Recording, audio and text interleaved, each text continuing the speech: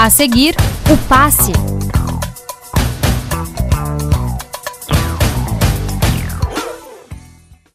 Boa noite, sexta-feira, véspera de Grenal, e nós estamos novamente nos estúdios da TV Ijuí para trocar passes com você.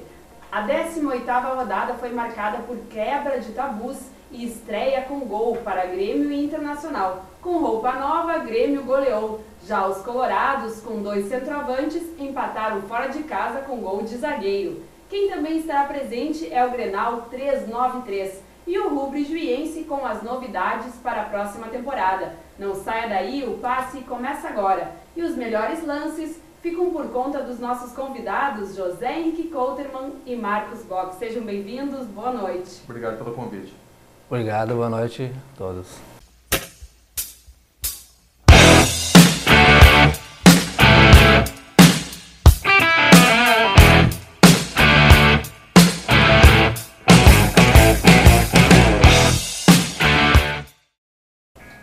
A troca de passes de hoje vai começar falando do Grêmio e seus jogos diante do Figueirense no Brasileiro e do Coritiba pela Sul-Americana. Couterman, uma vitória que traz fôlego depois da derrota para a Portuguesa. O Grêmio garante a 4ª posição pela 9ª rodada seguida também, né? E não teve um melhor momento para quebrar esse tabu, já que o Figueirense costuma ser uma pedra no sapato. 9 anos sem vencer o Figueirense no Olímpico. Exatamente, e pegou esse Figueirense em má fase, o time que é o lanterna no Campeonato Brasileiro, e o Grêmio que chegou nesse confronto com a necessidade de recuperação, porque perdeu, frustrou a torcida contra a Portuguesa e aí veio com tudo, né? Não perderia diante de 2 adversários fracos, 2 jogos seguidos. Então uma vitória num bom momento já para chegar com um novo ânimo no Clássico Grenal. Um novo uniforme, Marcos, para trazer a primeira goleada na competição. Exatamente, deu sorte na estreia. Mas o que eu vejo de grande diferença dessa partida do Figueirense em relação a outras partidas que o Grêmio fez em casa, eu acho que foi a atitude desde o primeiro minuto do jogo. Em outras partidas, por exemplo, contra a Portuguesa ou mesmo contra o Bahia e Sport, a equipe ficava trocando passes, tentando o melhor momento para achar uma oportunidade e voltava o jogo, ia para um lado e para o outro, enquanto os adversários estavam bem fechados. Claro que o Figueirense também não ficou tão na retranca. Mas e esse foi um erro do Figueirense. Exatamente. Mas se você analisar, o Grêmio fez 4 gols, mas poderia ter feito muito mais. As oportunidades que se criaram, bolas na trave. Demorou para começar a fazer gol. Exatamente. Mas a produtividade e a atitude foi a grande diferença em relação às partidas, principalmente em casa, né? Que, claro, fora de casa é normal que o adversário acabe tomando mais a iniciativa. Da situação. Exatamente. Agora, o que me chamou a atenção, o técnico do Figueirense, o Hélio dos Anjos, porque se você é o lanterna do Campeonato Brasileiro, pega um time que está lá em cima, está no G4, você quer jogar de igual para igual, com todo o respeito ao Figueirense, mas tem que se apequenar. É um time que tem que jogar fechadinho na retranca e apostar em outro contra-ataque, achar o golzinho. Tentar segurar o empate pelo menos. Exatamente. Tentou jogar aberto, aí deu no Mas acho que aquela história, né? O desespero acha que só os 3 pontos é que você vai conseguir melhorar. E achou que o tabu também ia ajudar. Não, mas de fato, quando o time está na situação como o Figueirense, o Atlético Goianiense, eu acho que um empate, empatar 2, 3 partidas, às vezes é melhor porque você acaba readquirindo uma confiança e estabilizando o time. E se você só perde, não adianta nada. Tem sequência, né? E o Figueirense acho que não estudou esses adversários que complicaram a vida do Grêmio no Olímpico. Porque pega só o jogo, por exemplo, com o Sport, jogo com o Bahia, outros times pequenos. Foi retranca.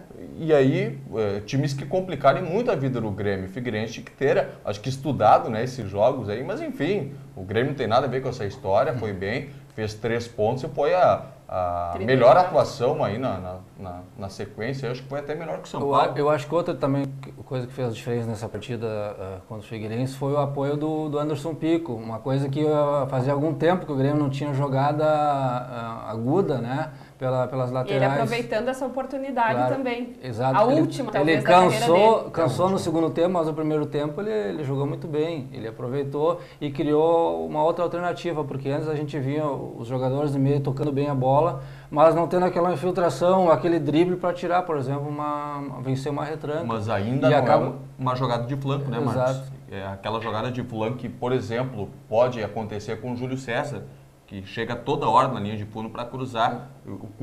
O Pico melhorou, mas ainda não tem essa jogada pela ponta. Eu acho que falta uma sequência de partidas que ele vai precisar. E a qualidade técnica dele também é inferior à do Júlio César. E eu acho que muda a característica um pouco, né? Porque o Pico joga mais com a perna direita do que com a esquerda, sendo lateral esquerdo. Aí, jogando assim, ele sempre tende a fechar pelo meio, né? A fazer a jogada na diagonal. Tanto que a jogada do meu gol, ele acabou fazendo o lançamento e acompanhou pelo meio para dar o passe para o Moreno, né?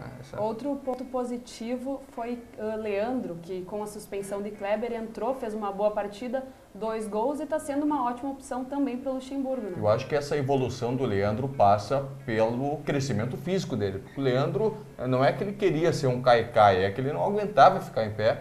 Né? Chegava qualquer adversário. Estava preparado para assumir também. Estava muito franzino, né? Eu entendo dessa forma. O Leandro, tecnicamente, é um jogador que tem lá suas qualidades, um jogador rápido, só que qualquer encontrão com um defensor adversário ele já caía, aí já não tinha uma sequência, agora parece que com força já melhorou. Foi feito um trabalho de recuperação e também e com o Pico e outros jogadores, para o Marquinhos, né, que não tinha força para jogar 10, 15 minutos, né, foi feito um fortalecimento muscular com outros jogadores que estavam afastados. Preparação física. O Grêmio tem 2 preparadores físicos, né, de excelente nível, que é o Paixão e o Melo. E tem 2 auxiliares que não dispensam comentários, né? Além de terem sido ótimos jogadores, conhecem muito o Grêmio, né? Que é o Emerson e o Roger. E eles têm ajudado muito os jogadores a evoluir em muitos aspectos técnicos. E a se recuperar né? mais rápido. Exatamente. Também. O Pico disse que emagreceu 10 quilos, né? Para jogar como jogou, então tá com 110, porque ainda tá com 100, né? É que ele também, o biotipo dele, ele dá a impressão, né? Não favorece muito, mas aquele fato ele ainda precisa... E ele tem dificuldade, né? Não é fácil. Imagina quando ele parar de jogar, né? Como é que ele vai ficar? Ronaldo Nazário. Marcelo Moreno também fez uma bela atuação, além disso serviu até como garçom. Isso é um bom aproveitamento do jogador que também teve lesão, se recuperou e agora está voltando em excelente fase. Não sei se vocês concordam, para mim o Marcelo Moreno é o melhor centroavante que o Grêmio tem desde a época do Jardel. Eu acho que agora ele adquiriu, na verdade, um ritmo bom de partidas, porque ele deve ter tido, acho que umas 3 lesões praticamente em sequência. Começou a ter um equilíbrio então, também, então isso prejudicou. Mais. E agora não, o time também está mais entrosado, está sabendo jogar em função de ter um centroavante de movimentação. Ele não é tão aquele jogador tipo André Lima, que é mais de finalização. Tanto a prova que ele deu assistência para 3 gols, né? Não é como o André Lima, porque tem mais qualidade, não, né? Com certeza. Porque exatamente. além de poder ficar no papel do centroavante, sai. Isso, ele tem a qualidade. Mas o próprio André Lima vem se destacando e marcando gols. Inclusive o gol que ele marcou contra o Coritiba no jogo de ida, classificou. Mas eu acho que já reputo isso a própria questão do entrosamento do time, da mecânica de jogo e da repetição do time. E o André Lima não é a salvação, ele é um jogador de complementar. O próprio fato, a melhor fase do André Lima foi com o Jonas. Ele era um excelente ajudante do Jonas, que estava em grande fase. Ele não era o mais importante, ele não pode ser protagonista, né? Exatamente. O Marquinhos, outros, ele não pode ser protagonista. Então tem outros jogadores que, sendo bons coadjuvantes, eles funcionam, mas se tiver que ser... E o André Lima, por baixo a bola tem espinho para ele. O André Lima não domina uma bola, né? Ele não vai conseguir fazer uma tabelinha. O André Lima é aquele jogador, né, que se tem o Marcelo Moreno e o jogo não está dando certo, não consegue furar a zaga adversária para entrar no finalzinho e jogar com a bola aérea. Né? Eu não me emociono com o André Lima, mesmo que faça gols decisivos com Curitiba ou um outro time. Acho que é um cara que ainda pode comprometer no momento que não pode. Os últimos 10 minutos e olha lá. E olha lá. É um bom reserva, né? É um bom reserva, mas para entrar no segundo tempo, nos últimos 15, 20 minutos, né? Exatamente. Quando a vitória já está garantida. Ou no sufoco. Ou no sufoco, bola aérea. A vitória também traz um novo ânimo para o Grenal. É uma saída e vitória em véspera de Grenal também é muito bom. E aí a gente tem uma diversidade, né? O Inter que ainda não encontrou, na minha opinião, uma melhor forma, ainda é um time que está se ajustando, um técnico novo. E o Grêmio, você pega um torcedor, ele sabe quais são os 11. O torcedor do Grêmio hoje sabe qual que é o time do 1 ao centroavante. Né? E o Internacional não, né? Não se sabe se vai em 3-5-2, 4-4-2, se joga pré, se joga dátulo. Acho que o Grêmio chega, em Grenal nunca pode, na minha opinião, se apontar favoritismo, né? Porque clássico é clássico e vice-versa, como já diria Jardel, mas chega mais compactado, mais pronto que o Inter, na minha opinião. Eu acho que depois de um bom tempo, A gente né? vai falar um pouco mais no último bloco, então discutir somente o Grenal. Agora falando de Sul-Americano, Coritiba, mais um tabu que o Grêmio quebrou. Nunca tinha passado desta fase, Marcos. Ufa, né? Mas quase foi colocado tudo a perder, né?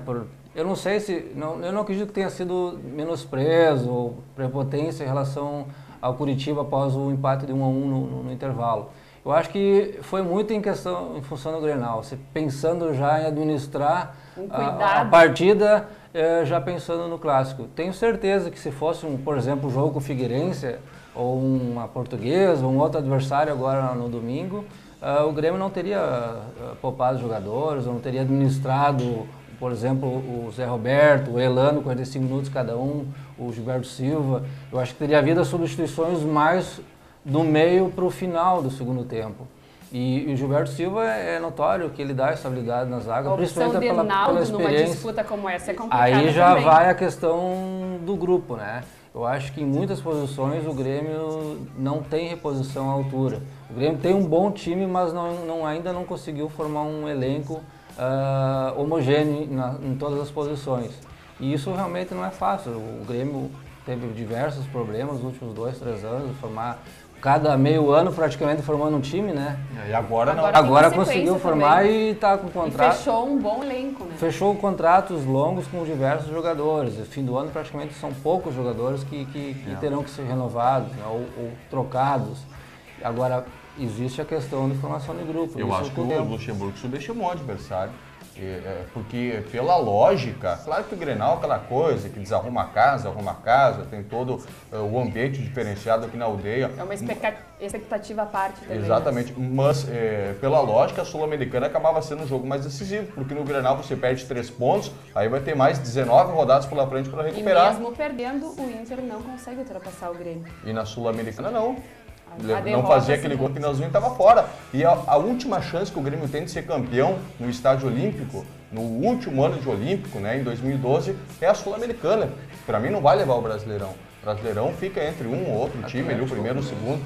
É vaga na Libertadores, não título. Eu acredito que o título vai ficar entre Atlético Mineiro e Fluminense, pelo menos nesse momento. Daqui a 10 rodadas, não sei, mas mas tá difícil pela atuada desses eles. Dois times, a gente nunca viu o primeiro e o segundo com mais de 40 pontos e o outro beirando já os 40 pontos.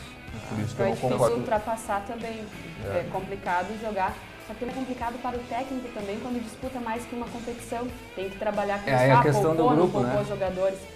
Não é fácil para o Luxemburgo também. Nós vamos a um rápido intervalo. Confira nossos apoiadores culturais.